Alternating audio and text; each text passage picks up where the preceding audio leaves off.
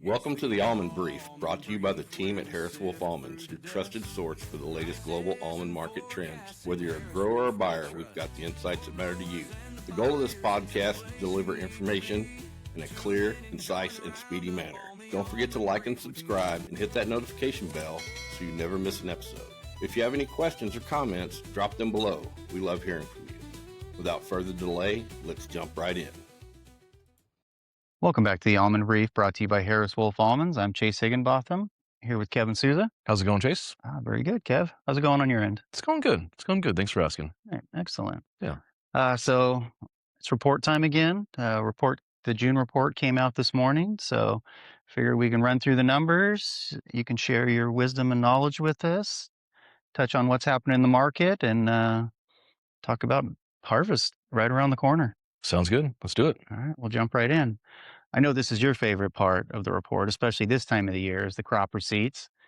So last month we were at 2.69 billion.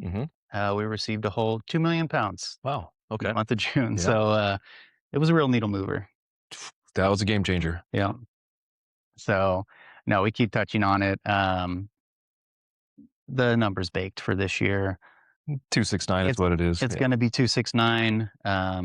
We have one more month to come in. I don't see the crop hitting 2.7. I think we're going to stay right at that 2.69. So honestly, even if it comes in at 2.7 for some reason, it's not going to do anything. Yeah, either way, it's done. We're looking to next year's crop at this point. Yeah. So very good. We'll brush past that then. Yeah, we might as well. I'll move on to sales. So also we're kind of at the crossover point where we're exiting one crop year, moving into the next one. So we'll look at the 2025 crop sales for the month of June, 143 million. So pretty good performance there. Very good, especially for this time of year. Yeah. And then when we look at the 2026 crop, new crop sales, 55.9 million. So plenty of demand for old crop, plenty of demand for new crop. So yeah, no, it's good. The total supply or total sales of around 199, 200 million was really strong.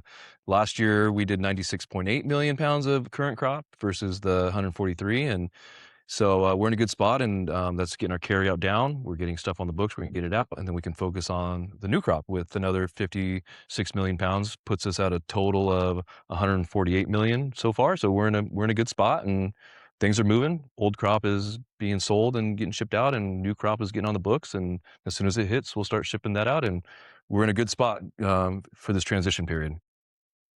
Yeah, very good. No, you touched on last year it was pretty slow around this time. If we remember back, this time last year, everybody was kind of waiting to see what the objective estimate was going to say, right?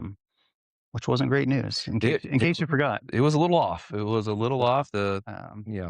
But yeah, I think this year, of course, looking back, I mean, it's great to not have that, staring at us and the market kind of stalling out while people are waiting to see what that says.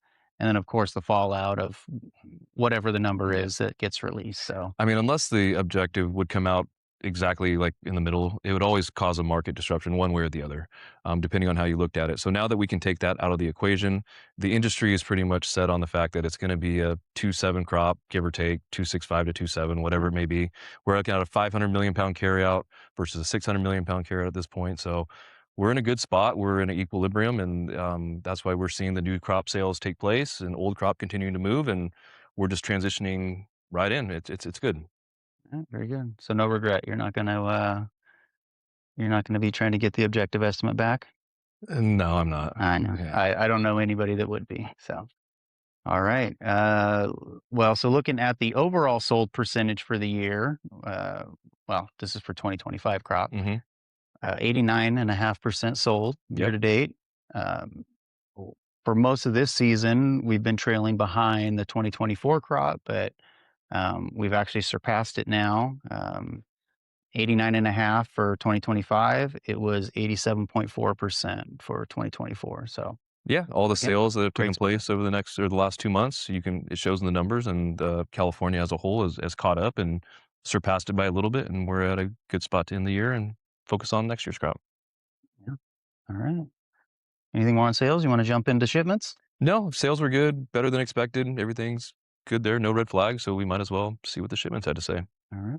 Well, shipments again, Uh, Last month when we were looking at the numbers, we were thinking the carryout would probably be around 550 million, and that's just because June and July, the overall shipments don't typically break 200 million pounds for the month, Hmm. but it was 212.9 total shipments for June. So That was very good. good, Yeah. very good. I mean, expectation was somewhere between 200 and maybe 220. So that 212 was a little bit better than expected, better than we've seen in the past year. So it's a good number. And with the sales that are on the books for current crop of that, 143 million pounds, those are going to be July, August shipments. So we can anticipate strong shipment months for the next 2 months as well. Yeah, yeah. So I think that'll get us down close to that 500, the low 500s as Yeah. far as carryout. So another good spot. Going into the new crop year, the manageable carryout. Breaking down the split between domestic and export on the shipments. Export, of course, always carrying the heavy load, 163 million pounds. Very strong. Yep. Very strong there. And then what's become the new normal for domestic is 49.7 million. 50 million pounds, give or take, each month. Yeah. Copy and paste. That seems to be the new norm. So Yeah. Sadly, the 60, 65 million pound months are behind us, but hopefully something changes. But that doesn't seem to happen anytime soon. luckily, the international demand is making up for the slowdown in the domestic. So overall, we're still good. Yeah. Yeah. Export's been picking up the slack, which is very nice of them. Yep. No, almond sale's an almond sale. Hmm. So, Yeah. all right. Well, looking at a subset of the exports, India is a big part of our market, the in-shell market. What's happening there?